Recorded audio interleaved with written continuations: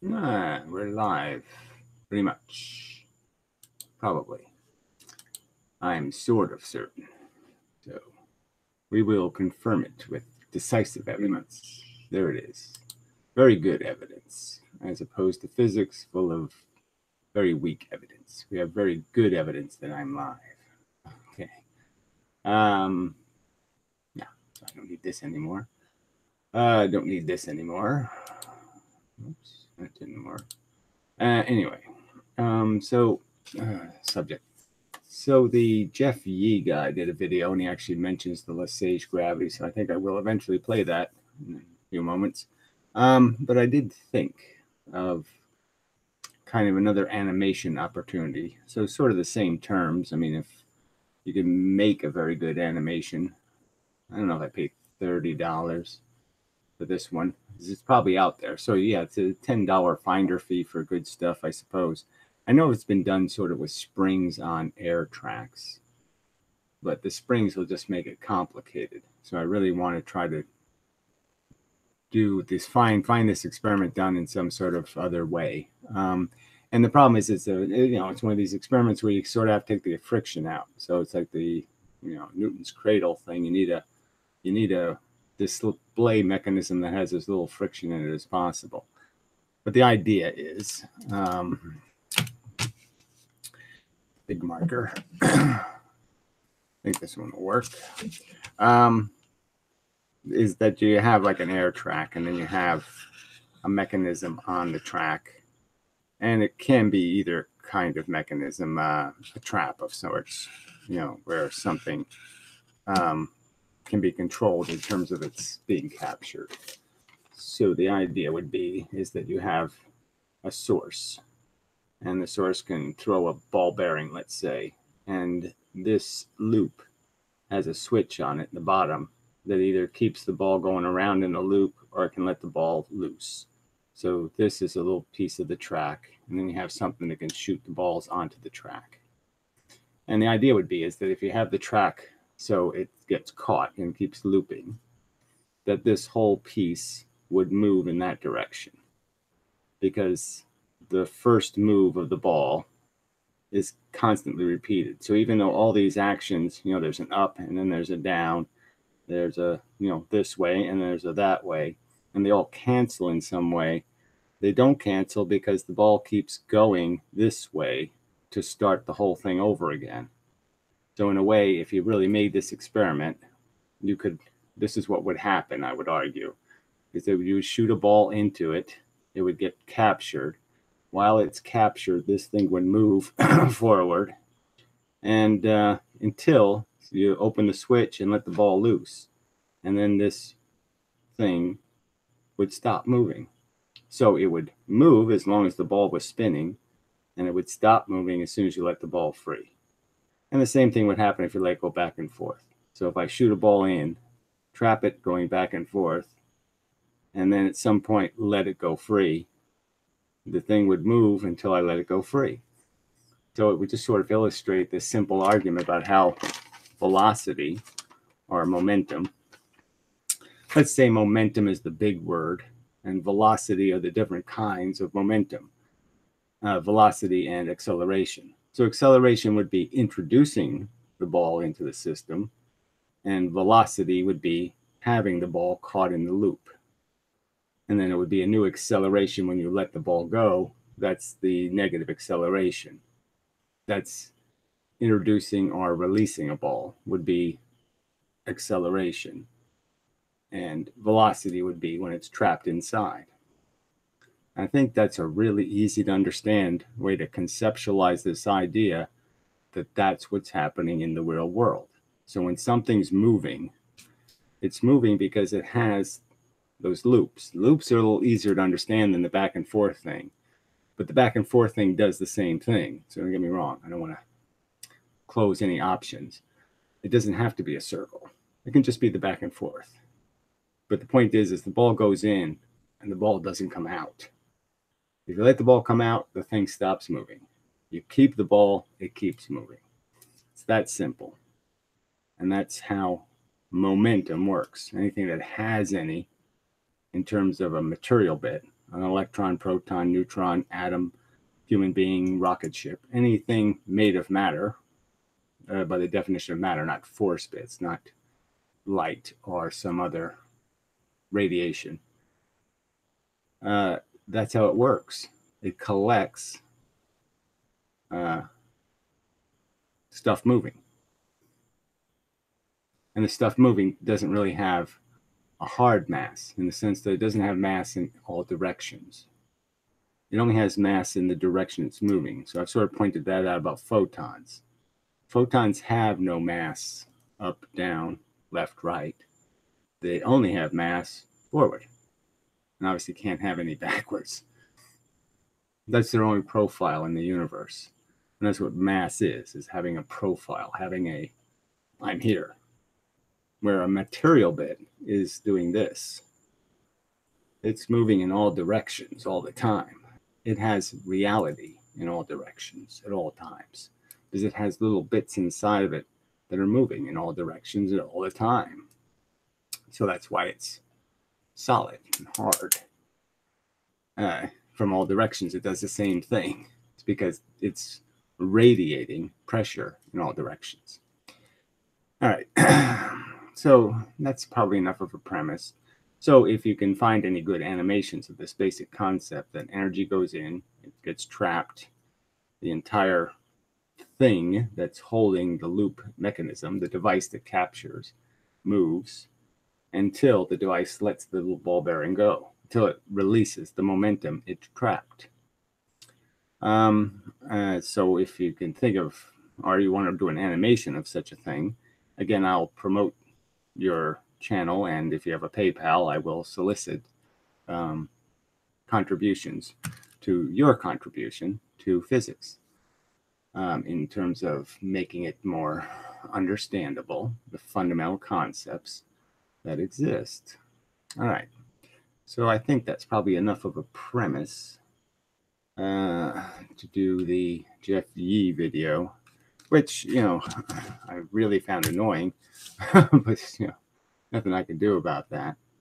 And I don't think there was any terribly relevant comments, so I don't think we'll mess with those until later.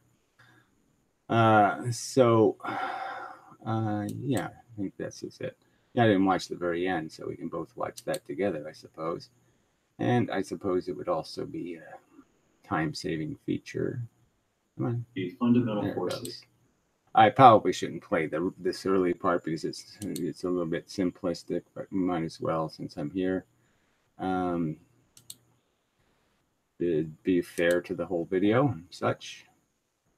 I mean, I like that he does do some explaining, but I'm not necessarily, obviously has a slant in defense of his theory, and maybe we can all see each other's slants, so, you know, they seem kind of glaring, how how the emphasis is placed on what the historical record is, or how this experiment is significant, or what this experiment means, or what part of conventional physics people will accept, you know, like neutrinos or something, where, yes, the evidence is insanely mushy. And they should at least acknowledge the weakness of the evidence for these magical bits. This is a little, I don't know, maybe he's not upvoting these videos. Maybe David D. Hilster's doing that for him, but 11 views and 6 thumbs up. I mean, an obvious, not real thing. You know, that's, you know, it's just tacky in my opinion to, you know, because the other people cheat, I'm going to cheat. I mean, that 2 wrongs make a right thing is just not the right way to be thinking. I'm not saying I'm not a hypocrite sometimes, or I'm not a shithead, but we should point out each other's, you know, we should encourage each other to do a little better if we can. Yeah, I think so. All right. So, is there anything else? Probably need more volume. Oh, I'll check the chat just to make sure something horrendous isn't happening. No, nothing horrendous. I don't know if I need to do the, I as well do it, but live chat versus broken chat. They're all both broken. And force can cause a change in an object's speed or direction. Now, early man would have noticed the gravity long before Newton, although it's often described with Newton and an apple and a tree. But even before Newton's time, Galileo performed gravitational experiments in the late 1500s, and he found that all objects, regardless of mass. I suppose the significance of Newton has more to do with him thinking about the apple relative to the moon, and thinking about that's the real significance of it. Not that things fall. I mean, obviously, he already knew things fell. I mean, he probably fell. He probably saw things fall off his desk. I mean, it's not like he didn't know things fall to the ground. It was the idea of thinking that the moon is also falling. That's the significance of the apple, where Galileo might not have been considering how this fact affects other orbiting bodies as directly as Newton had tied the two things together. He tied surface gravity to celestial movement. Fall at the same rate. Now back to Newton. He concluded in 1687 that the force of gravity is dependent on the mass of two objects and the square of the distance between those objects. Okay, now this is a real interesting thing that, so not saying that's not true as a consequence, but the truth is there's something more interesting happening. Could be a new post. I don't know. It's not happening where that is, of course. That will not be that interesting.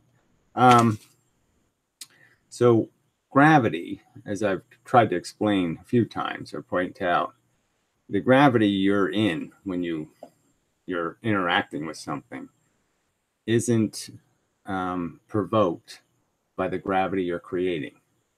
It's a consequence of the gravity the object is always sort of radiating, this kind of negative radiation.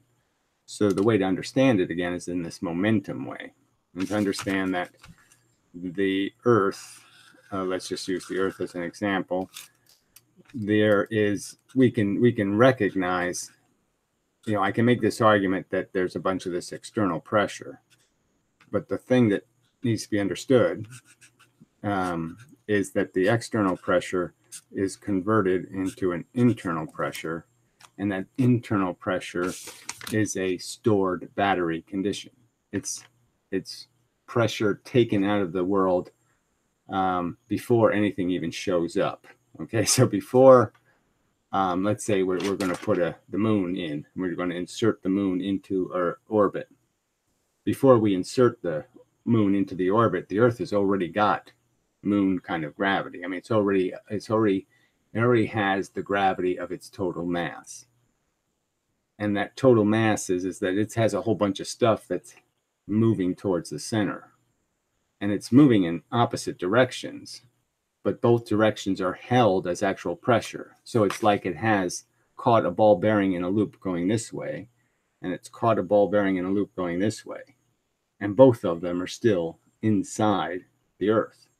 So a ball bearing didn't go this way through the Earth, and a ball bearing didn't go this way through the Earth. They got blocked, and they're both held in the Earth, and they're both realized as kind of the mass of the Earth, their captured force, their pressure. So you sort of have to think of it as there's the external pressure, and then that's converted into chemical pressure. That is atomic pressure. The atoms are pushed together, and they're under extreme pressure. So there's a whole bunch of pressure inside the Earth, and that pressure is made out of these real loops. So the loop is moving towards the center of the Earth. It keeps pushing, keeps jabbing the Earth in. And even though there's equal and opposites, they're both retained. They didn't reflect off of each other. So the equal and opposites didn't just bounce off each other, go the opposite way. They're still in there every day poking at each other. So the Earth already has its gravity based on how much crap it's made out of that is already capturing momentum. So I'm capturing it right now, and I'm pushing it down into the Earth. and every other atom on the surface of the earth is doing the same thing. And you can sort of feel it when you get like in the ocean or something. There's all that mass of water is being moved in the direction of down. And you feel it as pressure from all sides because the atoms jiggle around you, slide around you. And the pressure is quite intense. And the deeper you go into the earth, the more intense that pressure gets. And all of that pressure is like stored energy. It's a battery of sorts. So gravity is essentially a battery. It has stored, taken from the environment already. It's previously drained the universe of energy. And that is realized in the form of its gravity. That is the absence of energy in locations all around the earth. There's an absence of energy because there's an absence of ball bearings, because the ball bearings are trapped in the loops. So that's something to understand. So in Newton's equation is the net effect of that consequence, but it isn't the cause. It's not it's not getting to the origin of that relationship. It's not really a two-body thing. The earth has all of its gravity just from calculating the pressure created by the matter it's already trapped. Every bit of matter in the earth has momentum towards the center of the earth. They're all moving towards the center of the earth. They all have collected momentum from the environment, and there's an absence of potential momentum surrounding the earth, and that's called gravity. I think that was pretty good. It's a little advanced. It's intermediate. That's the intermediate physics. Got to kind of be able to do some physics concept. The neophyte will just be like, oh, I don't know what the hell you're talking about. And but anybody intermediate and above should have been able to understand that. In 1915, Einstein published general relativity, and that corrected some of the issues in Newton's work. Really. So again, it's kind of the wrong way to say it. It just, all it did was add to Newton in the sense of add other tiny variables that Newton left out. So there are these tiny variables that have to do with the fact that the Earth has gravity, and it's moving the center of the sun, and so is Mercury, and so is Venus, and so is everything else. And the sun has a jiggle to it. The Earth has a jiggle to it. Everything's jiggling in this environment. So there was no jiggle factor in Newton's equation. No, and certainly no, you have to add up every other planet and all that kind of stuff. It's not overtly in the equation, because you have a whole bunch of R's then. It's a more complex equation doing a whole solar system. And so you have to account for how you're adding. When you introduce something, it's adding more mass, essentially. So the moon is essentially, in some ways, you can think of it this way, it's adding surface to the Earth. It's just a piece of surface that's awful high. So instead of being like the top of Mount Everest and being, 2 or 3 miles high, it's 158,000 miles. It's a very high mountain, that's jumped in the air a little bit. So there's a space between it. But essentially, it's a piece of the Earth's surface now, in a sense, and it's moving towards the Earth. It's not, right at the moment, you could argue that it can't be creating pressure because it hasn't made contact. So the only way you can retain the ball bearing is you have to make material contact and collect the ball bearing. And he described gravity as the warping of space-time by objects. Which is just absolute wacky shit. Just silly idea. Should have sort of been just said, oh, come on, Einstein, that's a really good joke, but come on, we're not really gonna, you don't think we're all gonna fall for that, do you? With mass, and it looks something like this, according to Einstein.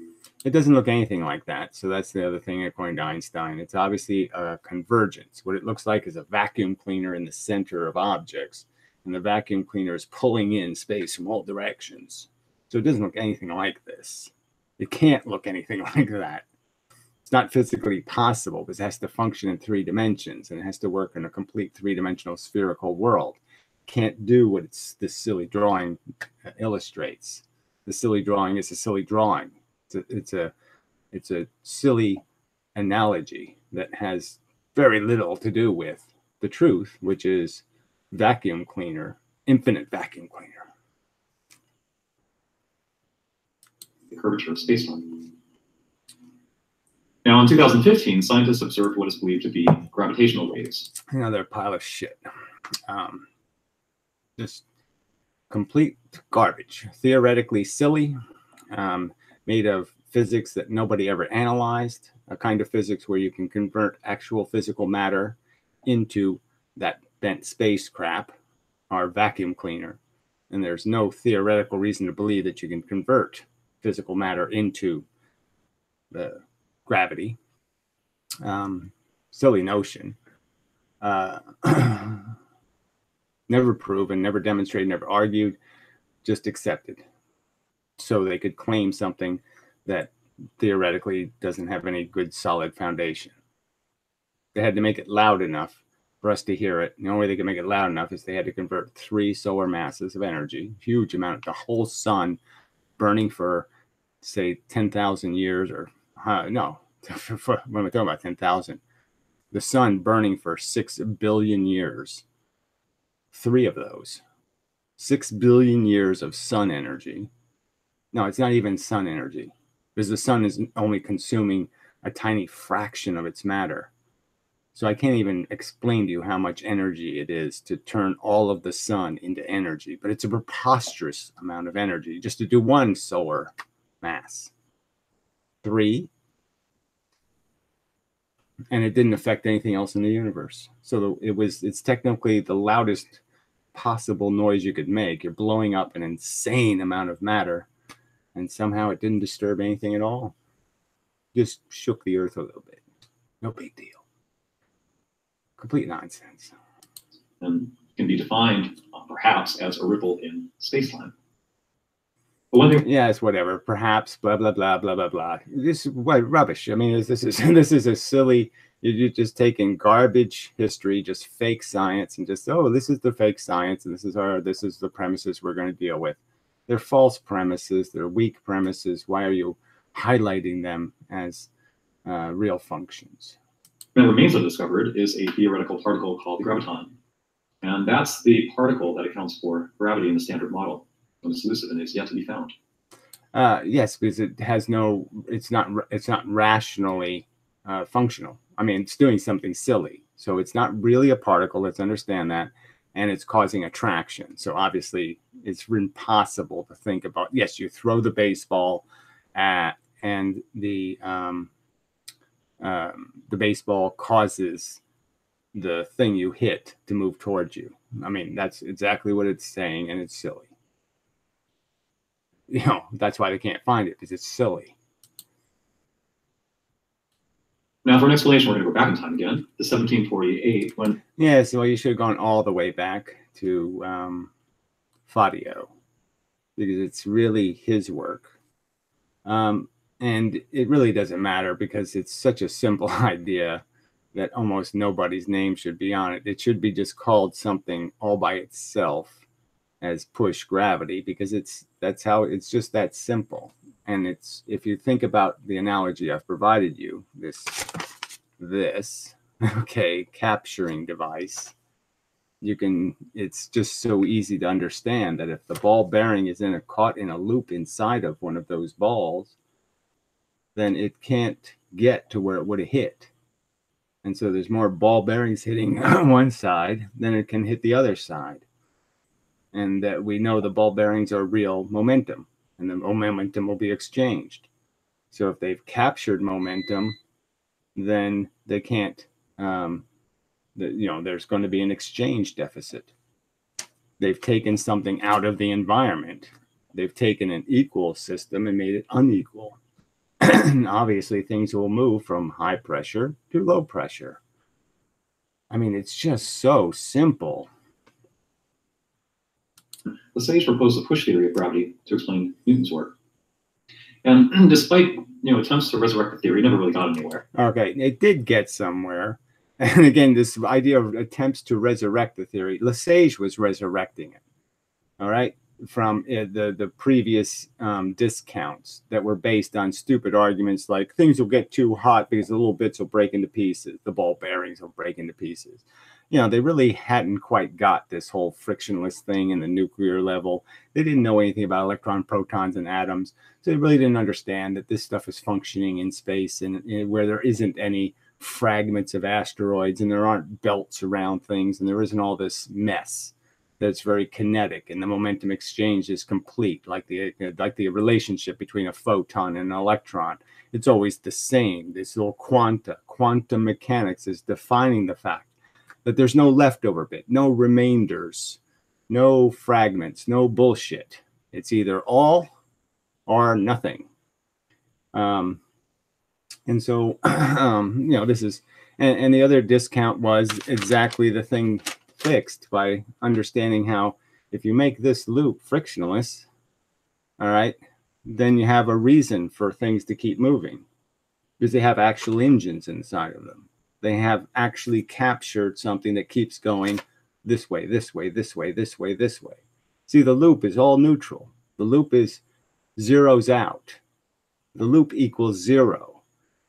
But the thing going this way isn't 0. And so it keeps going this way. It keeps starting the loop again, starting the loop again, starting the loop again. And the start, that first step forward, is the one that's never compensated for technically.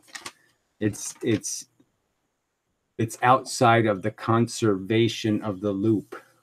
The loop can't go this way twice to undo it.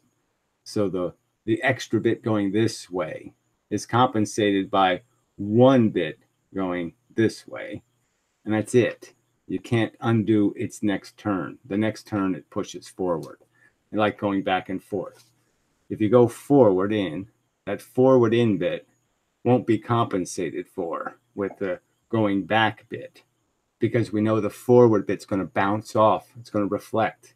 So it's going to be there again. And that one positive is going to keep adding the positive.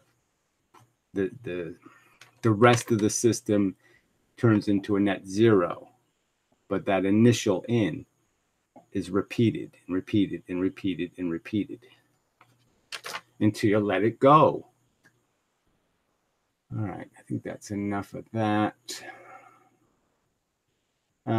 Yes, but this also gets to the, well, I'll let him say it, and then I'll explain what he's not saying. Even into the 1900s and the 2000s, the model has flaws.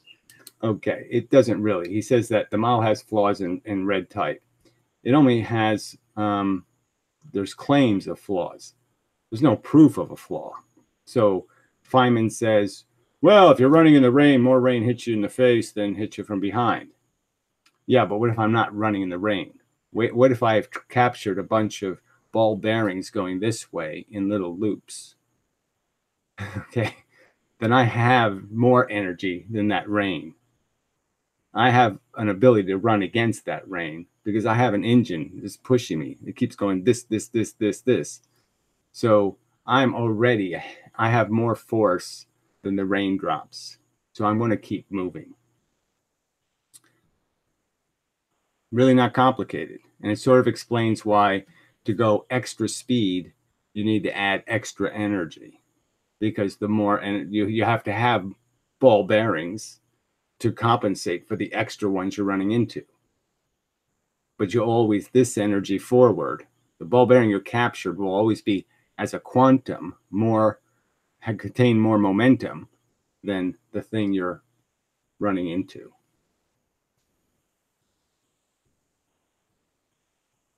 But yeah, he didn't really say. So the only flaw really has to do with this idea of a drag problem.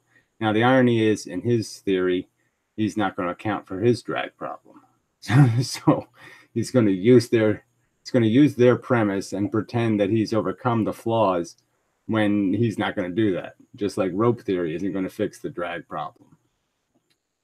But some of the principles are interesting, and we're going to cover those principles. what he should say is the principles aren't just interesting, they solve gravity.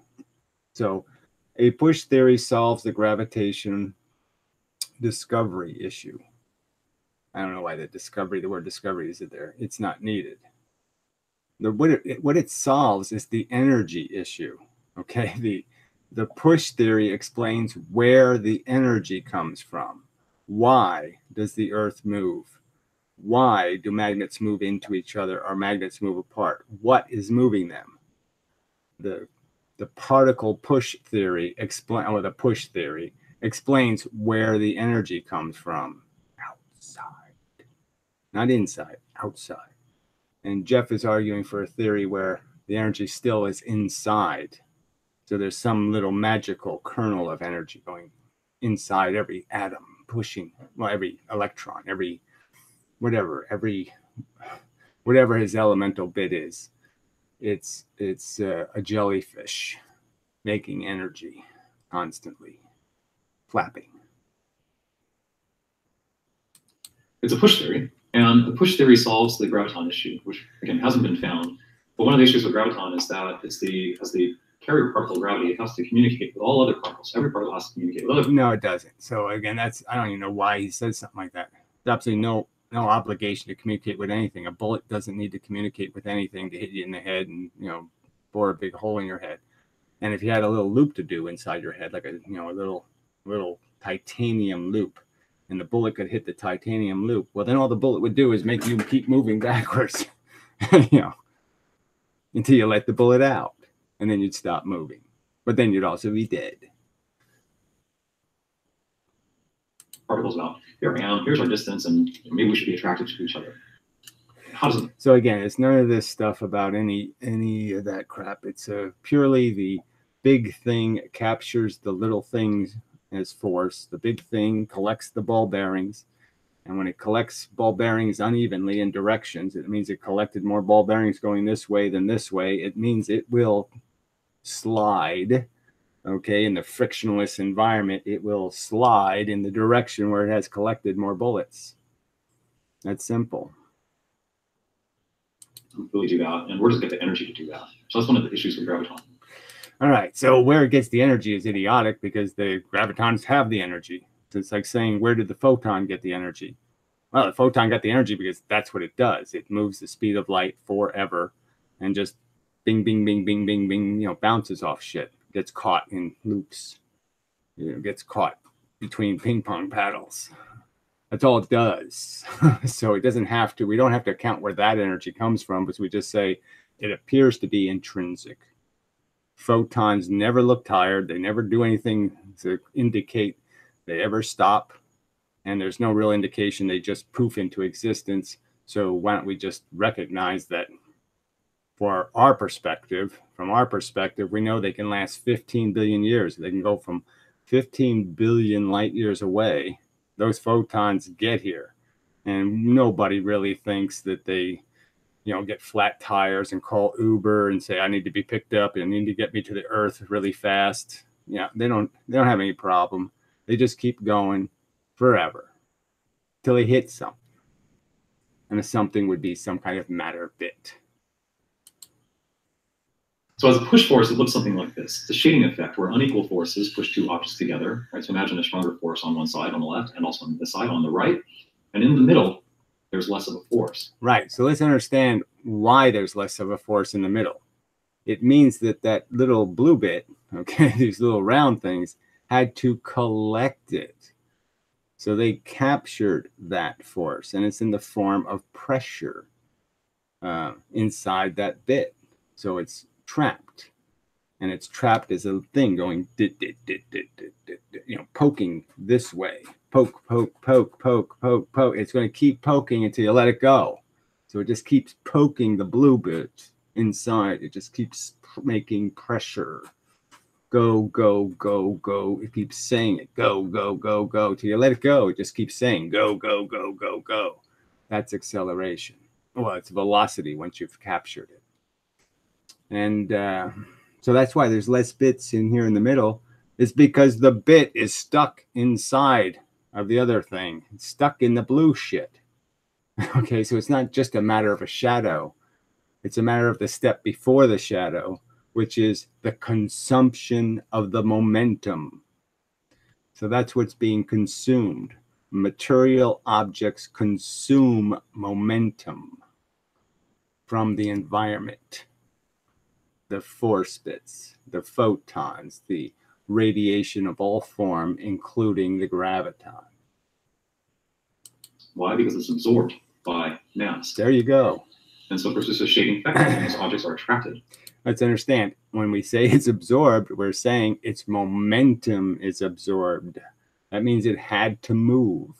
So it moves, okay, as a reflection of the absorption. So you don't have to, it's not like the thing moves towards the shadow. To make the shadow, you're already moving. So in a sense, when the sunlight hits me, physically I move a little. And that little bit of movement is what's causing the shadow. I've absorbed the momentum, and the momentum's not hitting behind me, and therefore it looks dark because there's no momentum hitting there. All right, but it's this push force. What causes that force? Well, the sage religion proposed particles colliding with objects as that force, and that would be spherical, coming from all directions, but you just see it coming from left and right for illustration here. Now, that was ruled out even in his time. Okay, that ruled out. So it's just a laughable concept. It was ruled out for no good reason. They had no concept of inertia, yet they said there was drag. So we're back to the silly Michelson-Morley experiment and all these assumptions about how space works. And therefore you can say, this proves. No, it didn't prove anything. It's a piece of evidence. And there's absolutely no evidence that you could rule out a particle model because you have absolutely no evidence that particles don't transfer momentum. And what I just said isn't a perfectly sensible explanation that the thing changes. The Earth is pressurized by the matter around it.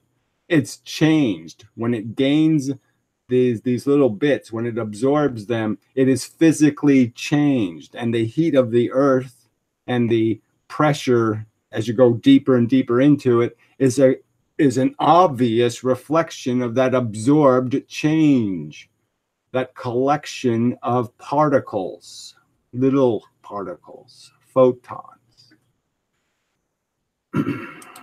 By the 1900s, the neutrino was found, which is the smallest particle, but even that was ruled out by Feynman. Yes, well, Feynman did a lot of ruling out where he had no business ruling it out because the arguments are so weak and the evidence is so thin, and it's just really bad on him for stomping on a perfectly good explanation that doesn't require any woo and probability and magical universe. Mother Nature knows what she's doing and we can't know and blah, blah, blah.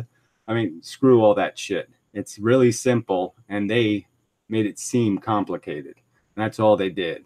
Unnecessarily complicated. I guess we'll pause here, see if any of the peanuts have done anything. So let's see. I mean, this probably isn't going to go too far. When I hang a bottle of milk from a fishing line, what, to catch babies? I mean, is this how you go out in the world stealing people's babies? It's terrible. Is your push theory holding inside the line? Is your push theory holding inside the line? Again, the line has nothing to do with it. All you have to do is see what atoms, where the friction is. So the line is obviously pushing up on the part of the bottle you've tied it to. So if you tied it to the round part of the bottle, you'd have to tie it really tight to create enough friction. But you can kind of understand that friction moves in the direction of the momentum. That is, and so you're sort of pushing, like me pushing dirt. The friction is like me pushing into the dirt. You wouldn't say I'm pulling the dirt into a little mountain in front of me. You'd say I'm pushing the dirt into a little mountain in front of me. And if I obviously put the string around the neck of the bottle around some ridge, that's obviously pushing the ridge up. So, duh, no pulls involved. many other reasons why particles have been ruled out. No, there isn't many other. There's one reason, drag. The other reasons are all silly and easily explained away. The only one that matters is drag. And in my opinion, this loop just kind of says it all, that this, okay, energy that comes in at the speed of light, but these little bits are moving the speed of light, let's understand they're being collected, is more energy than the energy of the movement it causes. So it causes very slow motion. So something that's going the speed of light goes in, causes slow motion in the matter. And I mean, I'm saying the ball bearing is a replacement for a photon. Obviously, the ball bearing is not going nearly as fast. It's much heavier. So obviously, it causes a proportionally more movement. But with real photons, the photon is a tiny thing. The matter bit's a big thing. It's a tiny amount of motion. And obviously, that little bit of motion can't make the extra amount that you crash into very significant. So the significance of the drag is much lower as a coefficient than the amount of energy in quanta you absorb. You absorbed a quanta of momentum in this direction. You will not create a full quanta of drag as a consequence. Therefore, you have a plus velocity.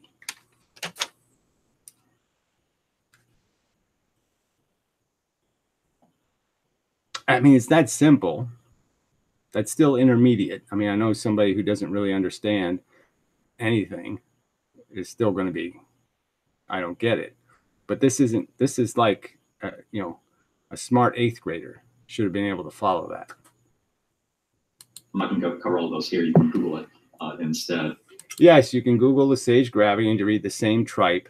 And again, it's a very superficial argument. Feynman's argument is superficial, no depth to it whatsoever. He doesn't explain how we understand inertia and velocity, and therefore we can tell you that there's no way something can move through space if you create if there's any ether or any force in the space, when of course it can, just by trapping more energy going this way than the amount of energy you're going to increase your exposure to. So as long as you're trapping more energy than you're increasing your exposure to, you're going to keep going this way. The drag is less than the energy consumed. So it's not particles. Fuck you. What about waves? Waves are stupid. Right. Transverse electromagnetic waves are known to cause radiation pressure. Are they? All right, so that doesn't even mean anything, but this transverse thing, going two ways at the same time, going this way, I'm going up and down this way, I'm going this way, I'm spreading this way, I'm moving this way. I mean, it's just, you know, too nonsensical, sorry. Candidate. Well, not really. Amongst other issues, transverse waves have variable wavelengths. So you have, you know, maybe light, you know, has one wavelength, gamma rays has another. It's not. Wouldn't matter.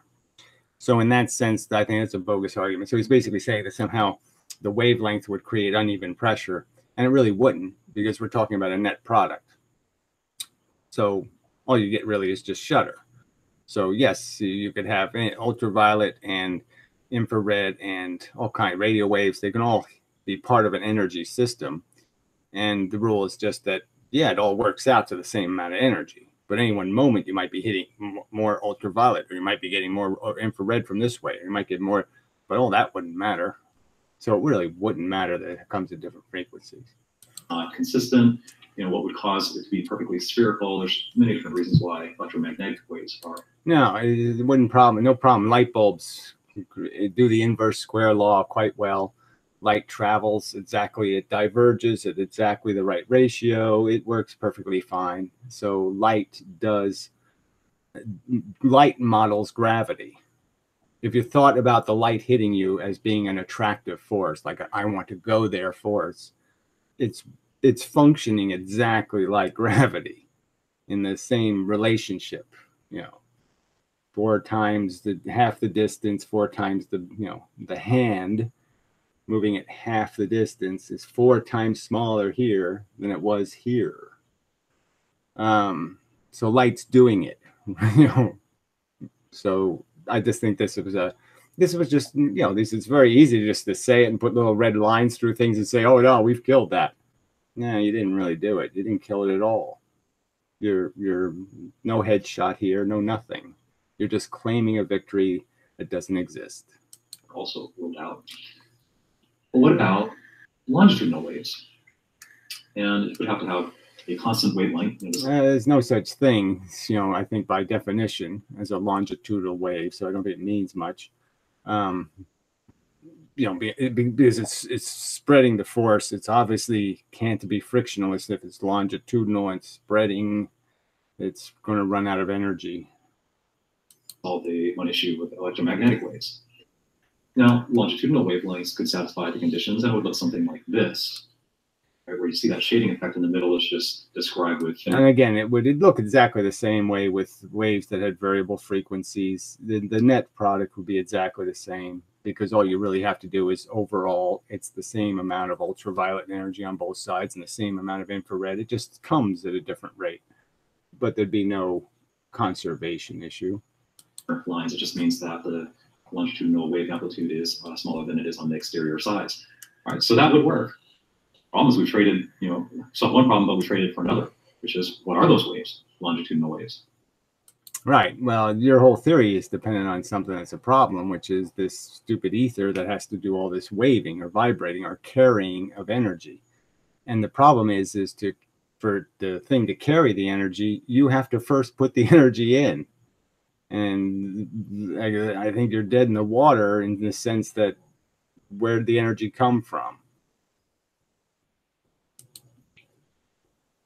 Well, particles are waves, right? That's known in science. It's called a wave particle. Okay, so that's known as science. I just, you know, that just is so, you know, I don't know. I mean, I talked to Jeff, and we, you know, I thought we had talked about things like that and said this is ludicrous, you know, particle to turn a word like particle and say they are waves. Isn't that just blowing the language to bits? I mean, this just it's like saying this is a ghost, or you know, I can't. What's the analogy? But this is a pixie. No, it's a thing. We know what this is. We know what a particle is, and a particle is not a fucking wave. Now, a particle can cause a wave. Obviously, the particles inside the ocean are causing. You know, pressure is moving through them, and they're revealing a wave, but the particles themselves are not waving. Duality. But now if you consider that particles arise from longitudinal waves as part of energy wave theory, you can explain this. One, particle mass. So that little shaking there in the middle is the standing waves created by in and out waves that are longitudinal. Right. So this idea, he's saying that the waves are bouncing off some kind of surfaces. So it's a little bit like the ping pong paddle thing, and then you get a standing wave. But he hasn't explained what they're bouncing off of. So, and he didn't explain where the ping pong ball came from that's bouncing. So he's got two missing components. Second, as the particle core, you know, just that core of that particle spins, it creates a transverse wave. That's what we see as magnetism. And that energy that it took to create magnetism is lost. Okay, so again, this idea that the spinning is enough to account for the creation of the force of magnetism, the virtual photons. Then you'd have to argue that what's generating the spin, because for it to create another force, that means it's losing its energy. That means it's draining the battery. It can't make something else. You can't do both things. You can't spin the motor and take another motor and attach it and have it spin and say, now I have two motors spinning. You know that one motor has to lose energy to spin the other motor. So this is just, you know, kind of make-believe physics. I mean, it violates conservation. You can't say this, it's spinning and creating magnetism. It's either losing energy and that it stops spinning to create the magnetism, and then you have to explain what causes it to spin again. It's in the out wave, and that loss of amplitude, see that little shaking there in the traveling wave, so what comes in versus what comes out has a slightly lower wave amplitude. It's incredibly small. For proof, you can either see the other videos on mass and magnetism for number. Yeah. I don't think there's any proof involved, but whatever. You're making extra energy. No, you can't do that. You can't make extra. You have to take it from something. And if you take the energy out and you say it's a perpetual system, then you have to explain what's feeding the perpetual system. Just like their silly gravity model with this vacuum cleaner, pull, pull, pull, pull, pull. Where's the feedback mechanism? Well, how does the energy get back in that system? 1 and 2, or go to the website. I'm just going to cover number 3 here in this video. All of this, by the way, is explained using the conservation of energy principle. One wave, what comes in, what goes out, are 2 different types of wave, but perfectly conserved for it. I don't think you have good conservation, so I don't agree. You're just stating things about how something functions, but I think you do have 2 things moving at the same time, and you're creating some free energy, and you can't do that. You have to take it out of the environment somewhere. You have to show where the bits of energy go through the environment. You have to follow the photon, so to speak. You have to follow the ball bearings and account for they can only be in one place at a time. They can't be turning 2 motors at the same time. They can't be caught in 2 loops at the same time. They can only be caught in 1 loop at a time. They can only be in one place at a time. Momentum can only be in one place at a time. Energy. Now, back to gravity again. Gravity is not observed in particles because the electric force dominates. Electric force is longitudinal waves, and it's constructive for particles that are spaced at wavelengths.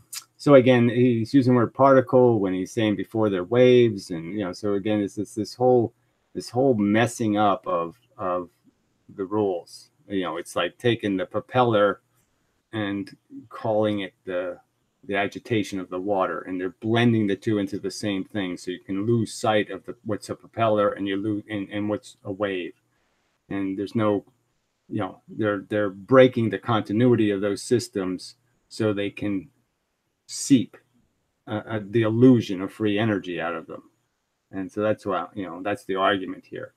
And it's not true that there's no gravity. It's the point is the gravity is the electrical force when it's segregated. That is when you have charge and the 2 forces are reacting differently to different forces. So electron force affects protons a certain way. Proton force affects electrons a certain way, and they're inversely related. And that's why you have attraction and repulsion depending on who is next to who. Phase. And so even though there is a loss of wave amplitude, 2 particles together are constructive and therefore they repel. A proton is different. Proton is anti-phase, so therefore it is destructive wave interference, the reason why an electron is attracted to a proton. And in an atom, all of this, it's neutral because of destructive wave interference has canceled the electric. Okay, let's understand. Atoms really aren't neutral. So they do have a electrical bias, and it's just a matter of finding it. Some of the bias is very small. In other atoms, the bias is very big. That is, they're lopsided. They have more of the electron stuff on one side and less of the proton stuff on the other. They don't have a perfect balance of their forces. They don't have an equal number of electrons to cancel out the pressure of the protons, in terms of the one or the other at certain distances creates more of an effect. So if you're close enough to the electron, there's a huge bias in the negative sense. You're a little further away from the electron, there's a huge bias in the proton positive sense. So depending on your proximity to an atom will vary what the atom appears to be, positive or negative. Atoms will be a different thing depending on where you are in proximity to the atom. So if I'm out here, the atom's positive. If I'm in here, the atom's negative. That's probably the better way to say it. Force. Now, they have no standard charge. The atom doesn't have a standard charge. Charge is dependent on proximity. Gravity is able to take effect, but it's incredibly small, right? It's hardly noticeable for 2 particles. And the reason is because that missing energy is So again, gravity is an incredibly powerful force. We see it move whole galaxies. So again, this argument that it's a weak force is just nonsense. But clearly, in the circumstance where you're filtering, segregating the force, you magnify its capacity to create momentum in one direction. Because you're essentially taking the bidirectionality out of the gravity, and you're essentially just turning them all into push this way or push this way, and no other pushes. You're magnifying the force. equivalent of about 10 to the 37 protons. And that's the ratio between the gravitational force and the electric force. It's a silly ratio because obviously it's just the ratio of their size. Obviously size matters, so it's just a reflection of the tininess of the size. Of course, the pressure of if I have a water hose that's infinitesimally small opening, and one the gigantic one, and I have an infinite amount of water to go through them, pressure. Obviously, the big one's going to be 1 times 10 to the 33 more volume of water, obviously. For the proton. However, in a large body that consists of many, probably 10 to 37 or more protons, now you've got something that equals the electric force, or it is even greater than electric force once you accumulate that many atoms. And what has that many atoms? A large body, such as a planet. So again, there's no innate force in the protons or the electrons. So they don't have an innate momentum. They don't have an innate bias. The bias has to be injected into their system, into their orbit, into their relationship to each other. They don't store momentum. They don't have the track, the loop-de-loo to catch it. So you still have to explain where the energy comes from. You can't just analogize it and say, look, if I make an atom big, then it's going to and we know that it has this circumstance where the electrons are strong close, but the protons are strong far. Their force goes further than the electron force. Then yes, I can just amplify that atom and then pretend that I have a much stronger positive force. But you have to make the force out of something. It doesn't just come from nowhere. You have to take it out of the environment. And you didn't explain how you took it out of the environment. Like Earth. The particles are now attractive, and it's attractive due to the shading effect. And that shading effect was something like this. We go back to the picture of longitudinal waves, where the Earth is really the one absorbing a lot of that. It's absorbing it because of particle spin. Yes, and it's moving.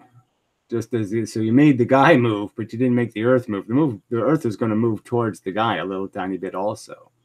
They're both moving proportional to their mass. Fully compliant with the conservation of energy, gravity is a loss of longitudinal wave amplitude as a result of particle spin. Okay, well, says you. So gravity is a loss of longitudinal wave amplitude as a result of particle spin. That sounds a little Ken Wheeler-ish to me. No. That's what I'll say. No, I don't get it. Some energy is converted to a transverse wave. So again, it's where did the energy come from? All energy is perfectly conserved. You can say that, but I don't think you've demonstrated the conservation. I don't think you've demonstrated where the energy comes from. You have to have it in your ether. The ether itself has to have energy in it. It has to have stuff with momentum. Because you have to get the momentum from somewhere. You have to collect the ball bearings.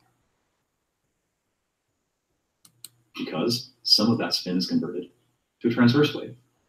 Proof of the G constant for magnetism and for magneton and a lot of gravitational calculations can be found at energywavetheory.com. Thank you. Have a good day. All right. Well, anyway, so he should have never brought up this gravitational wave shit because that is really a questionable integrity as science. It's bad. It's very complex and very unproven and very undemonstrated theory that you can do any of this converting of matter into bent space. No theoretical grounding for any of that crap. So you should never brought that up. And what was the other thing he threw in here? I mean, if you want to say that there's these, like I said, he's basically saying there's the little bits have this energy in them, so they're vibrating. So you can just think of this thing as vibrating, and that everything else that moves because of that energy. So that vibration is, so he's basically saying the Brownian motion exists as the perpetual energy, but he's not accounting for where it comes from, in the sense he's saying it's inside here. This thing has an infinite capacity to do this. And I'm giving you the other argument, which is, no, the external universe, we already know it because of the cosmic background radiation, is pushing energy into things. And that's why the Brownian motion exists. The motion exists because everything is getting jostled by the physical universe. The external universe is the thing that has the heat in it. The heat isn't coming from inside of the little bits. The heat is coming from the external universe jostling. And then you can start doing your conservation calculations about how that energy can be diverted and spread in particular directions, filtered by things like magnets, and filtered by things like the earth, which is collecting it from all directions as pressure, which is the storage of energy. I mean, you can't, this is solid freaking arguments, people. I mean, I should be getting some kind of, there should be some sort of applause in here, some sort of, whoa, Gary. Man, you've got them so hooked. You're just, they're on the meat hook and they're in the freezer. I mean, you've done the job. You know, they're fucked. You know, you've got it.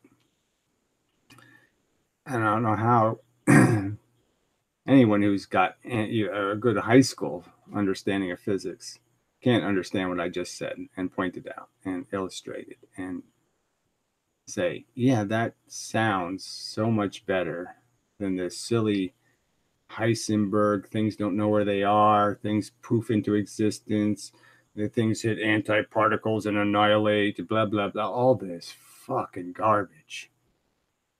You know, but nothing. This really is disappointing. All right, well, let's just refresh this to see how the view numbers are going for Jeff. Yeah, just curious. What is gravity? Yes, you didn't really explain it. Well, 40 views, not terrible, but 40 views, now 13 thumbs up. So 20 to 10, I mean 6 was bad enough, but 40 to 13. Nobody has a whatever that is, 25% thumb up ratio. So obviously it's cooked. And it's not very good. I watched this Feynman video. I haven't seen it in a while the other day. I mean, it's kind of sad because it was, video of him 10 days before he died. And he was still looking quite optimistic about doing some things. And, apparently, he had gut cancer. And, it probably started bleeding and he probably died in the hospital. He probably bled to death. But, just really, so, I mean, it's just sad, and the interesting bit is also, it has a lot of, well, obviously it's 10 days before he died. It had a lot of context to different stories he had told in the past. And it was sort of interesting when he was talking about the Challenger disaster and, how he told the story in previous videos, and he wasn't fully aware of just how controlled he was by people putting the evidence in front of him, trying to lead him to a conclusion because they weren't in a position to expose the truth. So it's like the guy working for the company that makes the gaskets or something, and he sort of feeds information to a guy and says, look, can you seed Feynman with this piece of information? I can't do it because I get fired. So, can you drop him a hint, that this is the way to go? And it was kind of interesting to see that, just the admission that, I kind of just got, the system I was fighting, the people resistant to the truth, is bad enough, but I'm also getting manipulated by the people who want to expose the truth. You know, it's just kind of funny. Anyway, but yeah, it was, you know, I mean, the life is just kind of sucky in the sense that you just, you know, I don't like a lot of things that Feynman did, and his arrogance and a lot of stuff. He's just another obstacle to the truth actually being found. It was his confidence, and so I mean, he was a, you know, he broke more physics than he fixed, in my opinion. But he's just a likable human being, just a fact, and it's sort of depressing to see nice guys get kind of brutally killed. And all you people think it's a good idea to keep doing that. I don't think it's a good idea. Anyway, that's a different subject. All right. So what else can I guess I can look at the comments, but I don't think there are any. Let's see. Nothing that could mean anything to a rational person. All right, sleep deprived and a phenomenon laden theoretical bullshit. That's useless mush. I don't know what that means, so fuck you. And then we're back to this stupid absolute zero thing, which is just a pile of crap. I think we'll delete it. It's a piece of shit as a paper. More, let's just break language altogether. You have this thing called absolute zero, which means all the energy is removed, and they think they can go to a place where we didn't remove all the energy. We removed all the energy plus something else. No, you didn't. All right.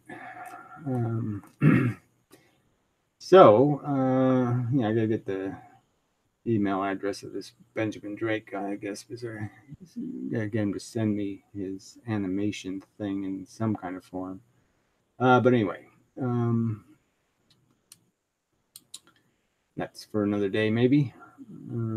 So I don't think there's anything else I have to go over.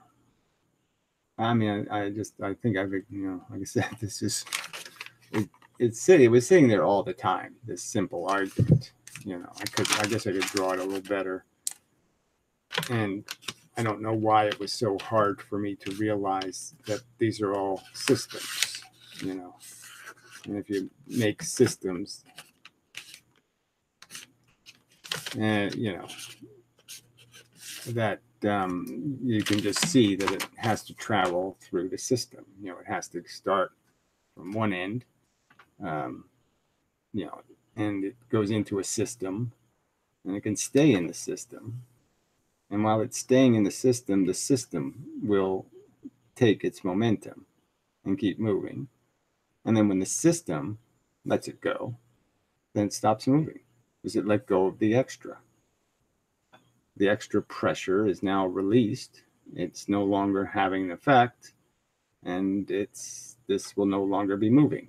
I mean, it's just so simple as an explanation of inertia or velocity or momentum. It's just simply transferred from one system, the external universe, the atmosphere, for example, with heat. It's just transferred from that system, moves into a system. While it's inside of me, it's heat until something cools me, that is, takes the heat out of me, takes the momentum out of me. So it's just the transfer of momentum between objects. And sometimes you can have more than one of these loops, so to speak. You can have a billion of them.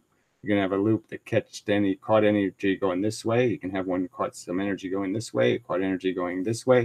It doesn't matter which way. It retains the original orientation. So the angular momentum is completely conserved. So obvious. So obvious. I don't know. It's so simple. Come on. Even a can do it. Even a fill in the blank can do it. I think you could, you know, if Coco the gorilla was still alive, I think I could get Coco to understand. Yeah. I mean, you know.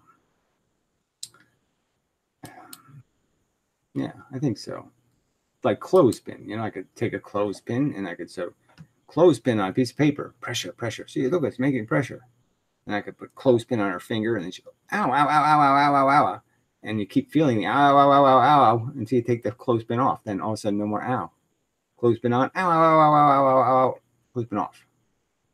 Now, I think I get Coco to get it. That's all it is. You're just capturing momentum.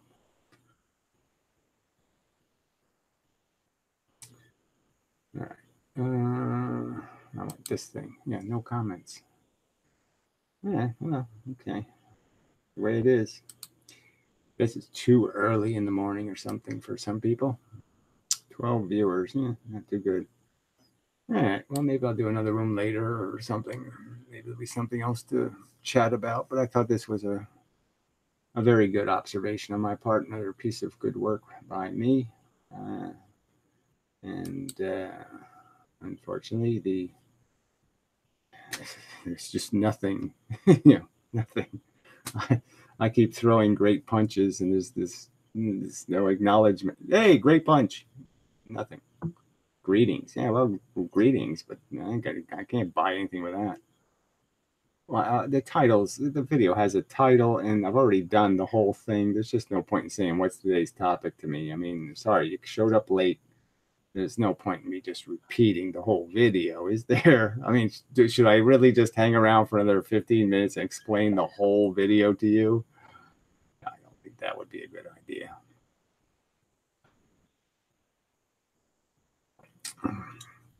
Just to say, tough luck, you just showed up too late. Yeah, it's just too bad. Yeah, it's like an hour and a half of video already, whatever, it's an hour anyway. Hour and 15 minutes or something like that, right? I'll give anybody else maybe a minute. I can smoke a little. But I think it's an interesting subject. Again, this whole idea of momentum and the fact that it's made out of two ways to have it. The process of acceleration, which is the little bits hitting you, and then the process of velocity, which is keeping the little bits caught inside. And they're going to keep doing this forward pressure thing while you've got them trapped. See, they're moving in a direction. And when you make them spin, they're still technically moving this way. They're not technically moving all these other ways because all those other ways cancel out. The only way they keep moving is this way. And like I said, I think this experiment can be built. It just takes a little bit, like I said, they have that air track thing, right? Professor Lewin used it as demonstrations. They have a track that has little things that move on air. So very low friction. And all you really need is some kind of device that illustrates this idea of something caught in a loop. And so you have to try to make a real efficient, mechanism for that. And that's the hard one to do because obviously there's a ton of friction in this loopy thing. Or even the back and forth thing. So again, like I said, they could probably just do it with springs. So you could just put a spring inside of this device, have an object hit the spring.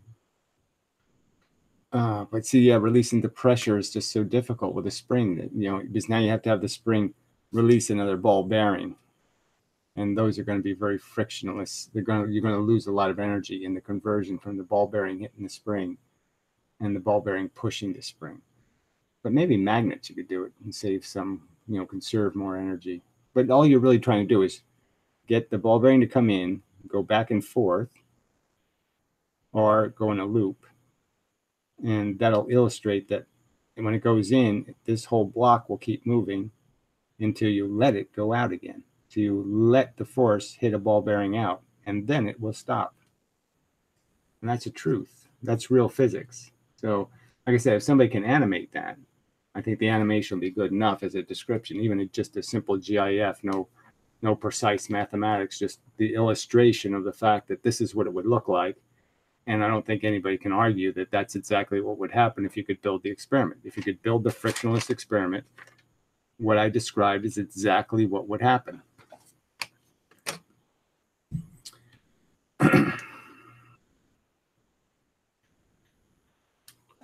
And such. So let's move this over so it's more interesting, maybe. Yes, mini-me's. The mini-me syndrome. Mini-me's. Yeah, I like that better. There are even many more me's. Yes. I almost wish you could do this. I have to fix a sump pump today, so I wish I could give that guy the job. Yeah, give him the job. And then I have to, I have to put out a bunch of crap, garbage and shit. So I wish that guy had that job. And rained too much here, so doesn't mean anything really. It's a job, but anyway.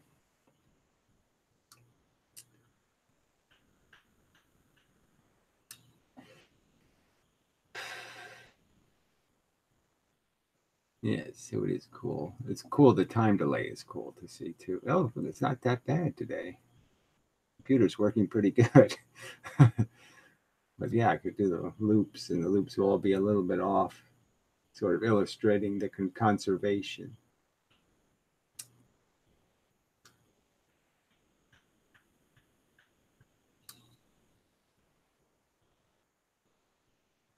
Yeah, I like it. It's pretty cool. Anyway, little eye candy, and yes, completely subjective what kind of candy you like to eat, but Inmendum candy does please me. Draft science candy. And such. All right, 1 minute warning or something. Type something relevant, or I have to leave because I would just be wasting my time otherwise, and that's not a good thing to do.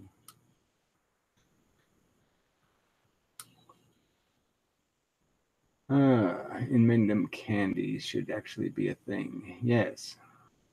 Well, lots of things should actually be. I mean, you should be able to buy, like Cheez-Its, for example. They could make them any shape. They should be like little vaginas and breasts or something. Everything should, all food should be in shapes. I mean, why not? And they should be fun shapes. Fun from my perspective.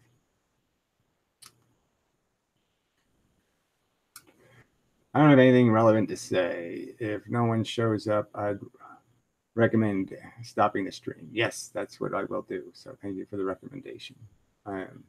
Just figure I'm going to smoke a little anyway, so I might as well smoke a little bit, give you a little bit, see if there's anybody else in the room that can pop in with something intelligent. If not, I'll just have to watch my own video and applaud, and maybe I'll make a comment like, God damn, Gary, you really did nail that. I mean, what rational person could counter argue anything you said in this video? I mean, it's just fucking nailed it. Really good stuff. The last 3 videos have just nailed it. I don't know how any of you, I don't know, I just don't know how you people aren't conceding. Okay, enough. My asshole is so stretched. I mean, you got me. All right.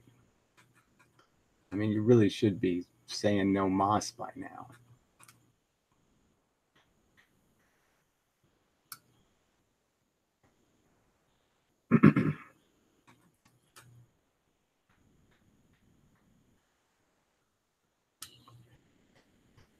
Off-topic news. Well, I don't know if we do that, but I'll let you.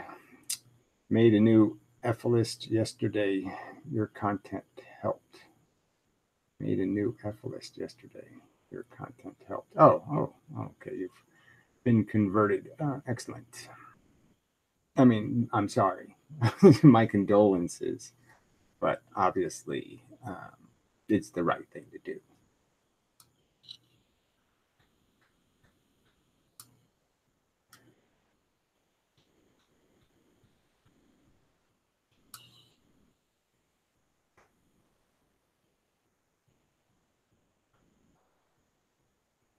But yes, be careful about this off-topic stuff. Anyway, so that'll do it. So until the next time, which we'll see. I mean, the weather is dicey, so maybe I can do one late in the afternoon or something and see if there's more people. But it just doesn't seem like, it doesn't matter what time I seem to open the room. It's always 12 people that have nothing to say. So I guess that's just the way it's going to be until things change or something. So anyway, yes, try to have a decent day and enjoy the video and such, because it's really is an excellent example of you know, a complete slaughter. I mean, I just wiped the table. Just fucking, my checkers bounced over every one of their checkers, and I win. Total victory. Okay. Till next time.